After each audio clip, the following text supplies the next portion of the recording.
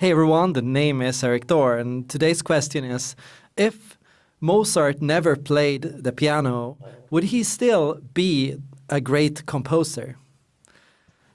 So, the similar question can be raised to the intuitive, the person that says, I live on and thrive on ideas, I thrive on my intuition, I thrive on coming up with new projects and being curious and learning new things and trying out new things and experimenting and innovating and essentially letting my ideas and my imagination bubble.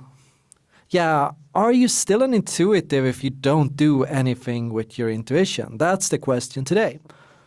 So creativity has an arch enemy, and that arch enemy is perfectionistic idealism, right? So when we experience perfectionistic idealism tells us we can only do it if it's perfect, right?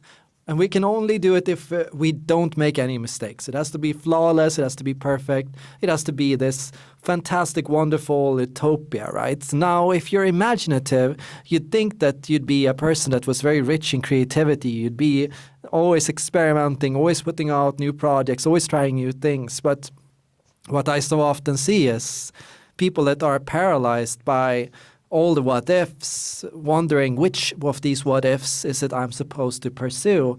I have so many ideas, but I don't know where to start, and none of them feel good enough. They're all feel too stupid, and I'm too worried.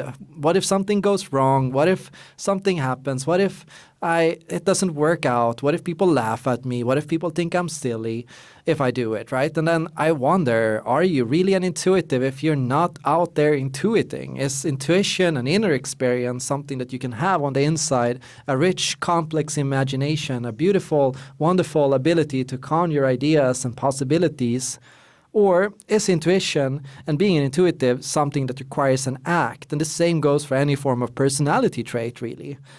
Do we need to act out a personality trait to embody a personality trait, or is it enough that it's just there latent as hidden potential that may or may not one day come out and blossom, right? So, creativity's arch enemy is perfectionism, but it's also kind of its sibling. It's a remarkably similar process, but I think the creative type is intent on embodying and manifesting their intuition, while the perfectionist is intent on surviving and using their intuition for the purpose of survival, right? So what happens if you want to use your intuition purely for the point of survival? Well, you'd use your intuition to daydream up potential scenarios, speculate on the future, worry about what could happen next. You'd find yourself constantly like thinking, trying to predict things, trying to anticipate things in advance. You try to read people's minds instead of talking to them. You try to guess what's happening or what's going to happen in the world, and you'd find yourself constantly wondering about these things, right? But all these thoughts would do is they would try and help you survive. They'd help you stay prepared. You'd feel like nothing could surprise you. You would never be surprised. You'd never experience anything new that was outside of what you expected, because everything went exactly how you expected it to, and that was probably terribly, right? So you expected it to go wrong and things went wrong, and that's what you knew. And so, like perfectionism is and serves a very specific purpose. Perfectionism exists to help us avoid making mistakes.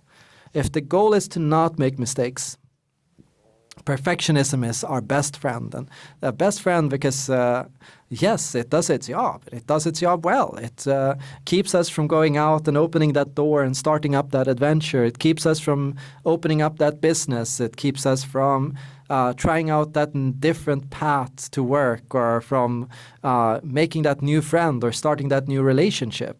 Even though you had this idea in your head and you were thinking of talking to that person, you were thinking of asking that person out, you just thought about it and you just let it be, and you let those ideas fly by.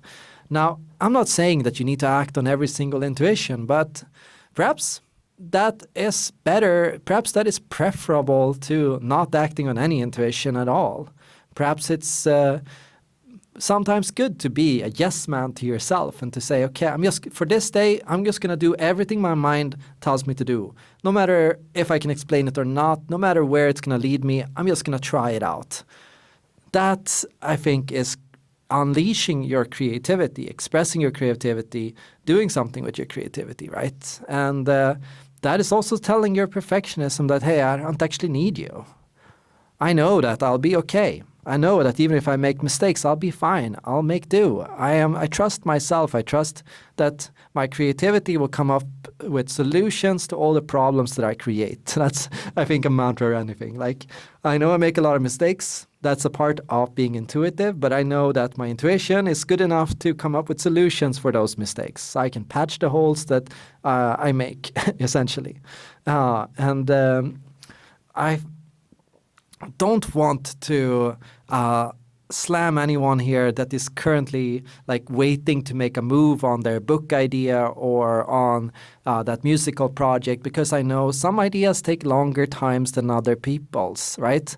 It depends on the scale of your idea, right? Some ideas have a massive scale, like a big book or a trilogy. That's something that will take years to manifest. But I think even those ideas can be unpacked to at least one page a day, right? So you should be able to, no matter the scale of your project, you should be able to make one move a day. Like you shouldn't get boggled up with trying to think of an answer to every single question or what if before you start acting on something. You should at least be able to do one thing that will help you get a bit closer to that idea becoming a reality. And there is nothing really scary about writing a page a day or like actually admitting to yourself that you have these ideas in your head, right? That's the first step. The first thing you can do is to tell yourself, hey, I find myself daydreaming about asking that girl out. Or, hey, I find myself daydreaming about starting up that project. Or, hey, I have this random business idea that might not work, but I'm going to put it down anyway because it's interesting and it might lead me somewhere. And the path to success is ladled with mistakes, happy little mistakes that guide you in the right direction. Every single mistake also teaches you something that helps you get further, right? And here I think you have to confront perfectionism and realize what perfectionism is doing. It's holding you back, right? So that perfectionism promised to keep you from making mistakes, but it also is keeping you from doing anything at all. It's keeping you from making any kind of decision, from starting up any kind of project, of making any form of move forward. And is that really what you wanted? Didn't you want to be creative? Don't you love being a creative? Isn't that one of the most fun and exhilarating experiences? Being creative is, to me, it's it's almost like, I don't know, like one of the most thrilling experiences that you can possibly have. It's like experimentation. It's like being in the kitchen and just throwing things on the table and in this pan and like seeing what happens. It's like playing with color. It's like just putting things down. It's like when I'm on the piano and I'm just putting down notes and I'm wondering what will happen if I press that key and if I press that key together. It's a wonderful experience of synchronicities and wonders and unexpected, really cool things and fun mistakes, right? A lot of really fun mistakes, because a lot of mistakes are really, really fun because they're unexpected and you didn't think they would happen and they happen anyway, right? So creativity is a thrilling, exhilarating experience, like being on a roller coaster. It's like being alive. I think you can't be alive if you're not being creative. I think perfectionism, it makes you survive, but creativity, that is what living means. It's writing down that little haiku, it's doing that poem, it's, talking to that stranger outside and seeing what happens. You don't know what's going to happen. And this is the problem, right? When we don't know what happens, if we can't handle the unknown, we try to figure it out. We try to think about it. We try to assume things. We speculate. We try to predict things, right? And I see so often people will live out an entire life in their heads that they never got to experience in the real world. And intuition, I think intuition comes to us. I believe this is a very spiritual idea. I believe that ideas come to us because those ideas believe that we are worthy to be the masters, the champions of that idea. And I believe that we have a duty to that idea to see it through and to express it and put it forward and try and see where it leads. And I think that if we let go of that idea, we can do that. That's a conscious thing you can do. You can choose to say, okay, I'm going to let go of that idea. I don't think that idea is for me. I don't think this is my idea. And then it will move on to somebody else, right? Like if you don't write that book, eventually 3 years later, you're going to find that somebody else wrote that book.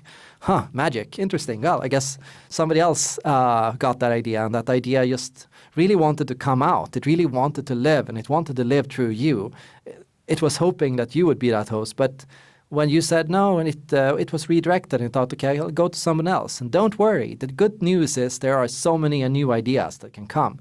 And there are more ideas than there are people to enact those ideas, right? So there are millions of ideas like popcorn machines like happening inside your head, and wanting for you to pick them up and wanting for you to express them and to do something with them, right? And I do genuinely believe you have a duty to try and do something with some of those ideas. Yes, once again, not all of them. You don't have to do everything, but you have to do something with some of those ideas. And the best way to start is today. Thank you for watching, and see you all in the next video.